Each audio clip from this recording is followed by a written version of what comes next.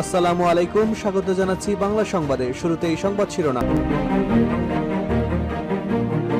বাংলাদেশের সর্বশেষ গুরুত্বপূর্ণ আপডেট সংবাদে আপনাকে স্বাগত। শুরুতেই সংবাদ শিরোনাম, পরে বিস্তারিত। প্রথমেই জানাবো, নাটোরে ব্যবসায়ীকে গাড়ি থেকে নামিয়ে গলা কেটে হত্যা। নাটোরের লালপুরে উপজেলার গোপালপুরে সাইদুর রহমান ৩৫ নামে এক ব্যবসায়ীকে গাড়ি থেকে নামিয়ে গলা কেটে হত্যা করেছে সন্ত্রাসীরা। আজ রাত আনুমানিক 10টার দিকে লালপুর গোপালপুর আঞ্চলিক সড়কে নর্থ বেঙ্গল সুগার মিলস হাইস্কুলের পাশে এই মর্মান্তিক ঘটনা ঘটে। নিহত সাইদুর রহমান কুষ্টিয়া জেলার ভেড়ামারা উপজেলার বামন গ্রামের আলতাফ হোসেনের ছেলে। তিনি একজন ব্যবসায়ী। এরপর জানাবো, চাঁদাবাজি নিয়ে লাইভ করায় সাংবাদিককে কুপিয়ে এবং গলা কেটে হত্যা। চাঁদাবাজির বিরুদ্ধে সরব হয়ে বিকেলে ফেসবুকে লাইভ করছিলেন, সেটি যেন তার কাল হয়ে দাঁড়ালো তার জন্য। রাত নামতে সেই সাংবাদিককে প্রকাশ্যে কুপিয়ে এবং গলা কেটে নৃশংসভাবে হত্যা করেছে দুর্বৃত্তরা। এদিকে নানা সংকট আর চ্যালেঞ্জে অন্তর্বর্তীকালীন সরকারের 1 বছর জন আকাঙ্ক্ষা পূরণ নিয়ে হতাশা। নানা সংকট এবং চ্যালেঞ্জের মধ্য দিয়ে 1 বছর পার করল অন্তর্বর্তীকালীন সরকার। এই সময়ের মধ্যে জুলাই ঘোষণাপত্র এসেছে, আবার নির্বাচনী রোডম্যাপও ঘোষণা হয়েছে, কিন্তু সীমাহীন ত্যাগের বিনিময়ে যে সত্যিকার গণতান্ত্রিক পুনর্জাগরণের পথে হাঁটতে শুরু করেছে বাংলাদেশ, গত 1 বছরে সেই পথে কতটা এগিয়েছে সরকার? বিশ্লেষকরা বলছেন, জন আকাঙ্ক্ষা পূরণে খুব বেশি দৃঢ়তা এবং বিচক্ষণতা দেখাতে পারেনি অন্তর্বর্তীকালীন সরকার। জানাবো, সদরঘাটে লঞ্চকর্মীদের মারধরের শিকার জবি শিক্ষার্থী, লঞ্চে ভাঙচুর। শিক্ষার্থীকে মারধরের ঘটনাকে কেন্দ্র করে সদরঘাটে লঞ্চকর্মীদের সঙ্গে জগন্নাথ বিশ্ববিদ্যালয়ের শিক্ষার্থীদের সংঘর্ষের ঘটনা ঘটেছে। এতে জগন্নাথ বিশ্ববিদ্যালয়, সৌরদ্দি কলেজ ও কবি নজরুল কলেজের অন্তত 9 জন আহত হয়েছে। আজ রাত 8টার দিকে এই ঘটনা ঘটে। এবং সর্বশেষ জানাবো, মিয়ানমারের ভারপ্রাপ্ত প্রেসিডেন্ট মিন সোয়ে মারা গেছেন।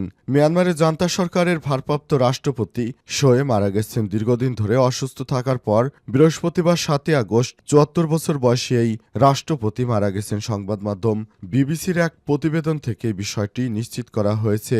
জানা গেছে, মৃত্যুকালে তার বয়স হয়েছিল 74 বছর। তিনি জান্তা সরকারের একজন প্রভাবশালী রাষ্ট্রপতি ছিলেন। প্রিয় দর্শক, এতক্ষণ শুনছিলেন সংবাদ শিরোনাম, এবারে বিস্তারিত। তবে তার আগে বন্ধুরা, অনুরোধ থাকবে এই সংবাদটিতে একটি লাইক দিন। এই চ্যানেলে আপনি নতুন হয়ে থাকলে আমাদের সংবাদটি দেখতে দেখতে চ্যানেলটি সাবস্ক্রাইব করে রাখুন। কমেন্ট করে বন্ধুরা আপনার মূল্যবান মতামত জানিয়ে দিন আপনি বিশ্বের কোন দেশ থেকে বা বাংলাদেশের কোন স্থান থেকে আমাদের সংবাদটি দেখছেন এবং শুনছেন। আর বন্ধুরা, এই সংবাদটি আপনার সোশ্যাল মিডিয়া ফেসবুকে শেয়ার করে বন্ধুদেরও দেখার সুযোগ করে দিন। এবারে বিস্তারিত। নাটোরে ব্যবসায়ীকে গাড়ি থেকে নামিয়ে গলা কেটে হত্যা। নাটোরের লালপুরে উপজেলার গোপালপুরে সাইদুর রহমান ৩৫ নামে এক ব্যবসায়ীকে গাড়ি থেকে নামিয়ে গলা কেটে হত্যা করেছে দুর্বৃত্তরা। আজ রাত আনুমানিক 10টার দিকে লালপুর গোপালপুর আঞ্চলিক সড়কে north Bengal sugar mills high স্কুলের পাশে এই মর্মান্তিক হত্যাকাণ্ডের ঘটনা ঘটে। নিহত সাইদুর রহমান কুষ্টিয়া জেলা ভেড়ামারা উপজেলা বনগ্রামের আলতাফ হোসেনের ছেলে। তিনি একজন ব্যবসায়ী ছিলেন। স্থানীয়দের বরাত দিয়ে লালপুর থানা পুলিশ জানিয়েছে, রাতে ওই এলাকায় কয়েকজন দুর্বৃত্তর সঙ্গে এক যুবকের ধস্তাধস্তি হয়। এরপর হঠাৎ করেই চিৎকার শুনে স্থানীয়রা ছুটে গেলে যুবককে গলাকাটা অবস্থায় পড়ে থাকতে দেখা গেছে। পরে পুলিশ ঘটনাস্থলে পৌঁছে মরদেহ উদ্ধার করে এবং নিহতের পরিচয় নিশ্চিত করে। লালপুর থানার ভারপ্রাপ্ত কর্মকর্তা ওসি মুমিনুজ্জামান বলেছেন, প্রাথমিকভাবে ধারণা করা হচ্ছে সাইদুর রহমানকে গাড়ি থেকে নামিয়ে পরিকল্পিতভাবে গলা কেটে হত্যা করা হয়েছে। নিহতের মরদেহ লালপুর উপজেলা স্বাস্থ্য কমপ্লেক্সের মর্গে রাখা হয়েছে।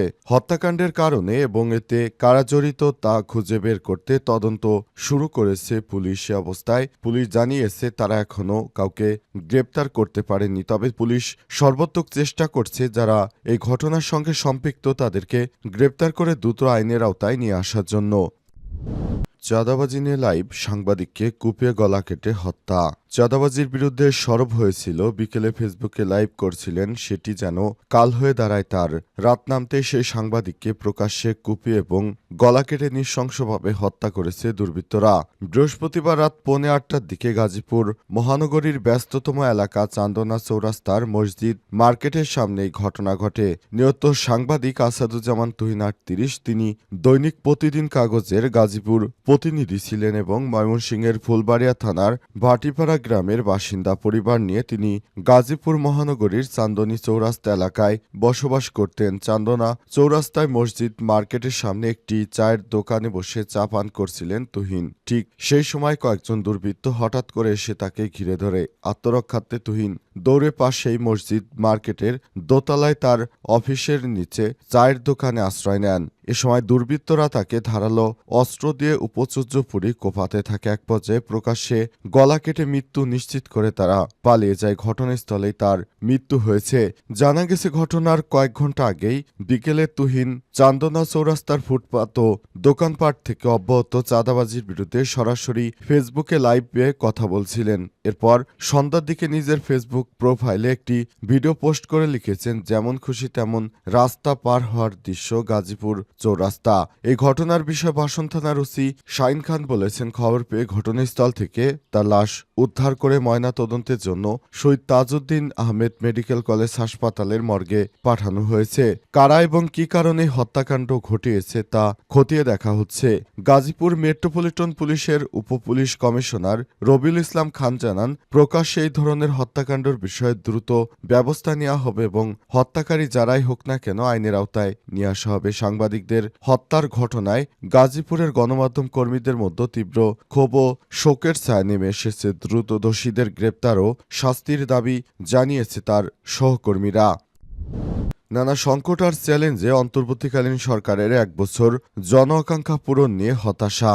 নানা সংকট এবং চ্যালেঞ্জ নিয়ে অন্তর্বর্তীকালীন সরকারের প্রধান উপদেষ্টার 1 বছর দেশ পরিচালনা সম্পন্ন হয়েছে। এরই মাঝে দেশজুড়ে নানা সমস্যা দেখা দিয়েছে। বিশেষ করে ছিনতাই ও চাঁদাবাজির ঘটনা প্রতিনিয়ত বেড়েই চলেছে। এছাড়াও প্রকাশ্যে হত্যাকাণ্ডের ঘটনায় সবাই দিশেহারায় অবস্থায় এই সরকারকে কোনোভাবেই দায়ভার এড়াতে পারে না বলে মনে করছে অনেক বিশ্লেষক। তারা বলছে, সরকারের এই ধরনের কর্মকাণ্ড আমরা মেনে নিতে পারি না। প্রশাসনের এই ঢিলেমির কারণে বর্তমানে এই ধরনের কর্মকাণ্ড পরিচালিত হচ্ছে। অন্তর্বর্তীকালীন সরকারের প্রধান উপদেষ্টা প্রফেসর ডক্টর মোহাম্মদ ইউনূস যেভাবে বাংলাদেশ পরিচালনা করছেন এটা কোনোভাবেই গ্রহণযোগ্য নয়। কারণ এভাবে চলতে থাকলে দেশজুড়ে যে বিশৃঙ্খল পরিস্থিতি তৈরি হয়েছে তা ঠিক হবে না। তাই সবাইকে এর প্রতিবাদ জানাতে হবে। রাষ্ট্রযন্ত্রের নিপীড়নের ভয় উপেক্ষা করে যে প্রত্যাশায় লাখো লাখো জনতা রাজপথে নামছিল তার প্রধান উদ্দেশ্য ছিল বৈষম্য বিলোপ করা। পরে তা রূপ নেয় স্বৈরাচারী শাসন ব্যবস্থার পতন ঘটিয়ে গণতান্ত্রিক প্রক্রিয়া পুনঃপ্রতিষ্ঠা এবং ন্যায় বিচার ও রাষ্ট্র সংস্কার আন্দোলন। এক নাজুক মুহূর্তে নানামুখী চ্যালেঞ্জে ভারতকে সঙ্গী করে অন্তর্বর্তীকালীন সরকার যখন যাত্রা শুরু করে তখন জনগণের প্রত্যাশার পারদ তুঙ্গে ছিল। পরে দেখা যায় ক্ষমতাচ্যুত স্বৈরাচার নানামুখী ষড়যন্ত্র, মব সহিংসতা ও বিভিন্ন দাবি দেওয়া একরকম খাবি খেতে হয়েছে এই সরকারকে। যদিও অর্থনীতির সুবাতাস কিছুটা স্বস্তি দিয়েছে, সার্বিক বিচারে গত 1 বছরে সেই প্রত্যাশার সঙ্গে প্রাপ্তির বাস্তবতার সুযোগ কতটা হয়েছে সেই প্রশ্ন ছিল শিক্ষাবিদ ইমেরিটাস অধ্যাপক সিরাজুল ইসলাম চৌধুরীর কাছে। অন্তর্বর্তীকালীন সরকারের প্রধান উপদেষ্টা এটি পূরণ করতে পারেনি, সম্পূর্ণ ব্যর্থ হয়েছে। মিয়ানমারের ভারপ্রাপ্ত প্রেসিডেন্ট মিন্ট সোয়ে মারা গেছেন। মিয়ানমারের জান্তা সরকারের রাষ্ট্রপতি মিন্ট সোয়ে মারা গেছেন। দীর্ঘদিন ধরে অসুস্থ থাকার পর 7 আগস্ট 74 বছর বয়সে প্রেসিডেন্ট মারা গেছেন। সংবাদ মাধ্যম বিবিসির প্রতিবেদনে বলা হয়, গত বছরের জুলাই জান্তা প্রধান জেনারেল মিং অং হোয়ের হাতের দায়িত্বভার দিয়ে চিকিৎসাজনিত ছুটিতে যান মিন সোয়ে। 2021 সালে মিয়ানমারের সামরিক অভ্যুত্থান উৎখাত করা হয় গণতান্ত্রিক নির্বাচিত সরকারকে।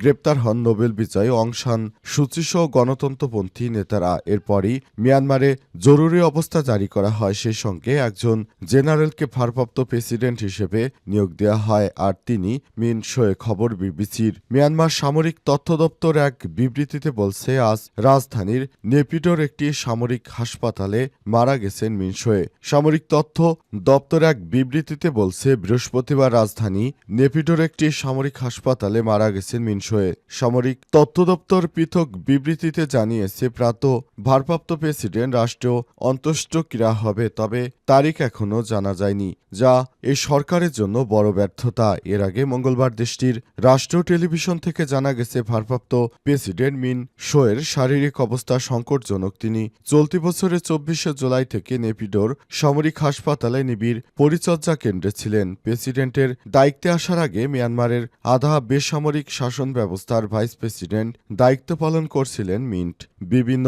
অধ্যাদেশ পাশ এবং এক ধরনের ছদ্মবেশে বৈধতা দেখানো জান্তাকে তার উপর অনেক বেশি নির্ভর করতে হয়েছিল। গত বছরের জুলাই তিনি চিকিৎসাজনিত ছুটিতে যান, দায়িত্ব ভার দিয়ে যান জান্তা প্রধান এবং সশস্ত্র বাহিনীর কমান্ডারের উপর।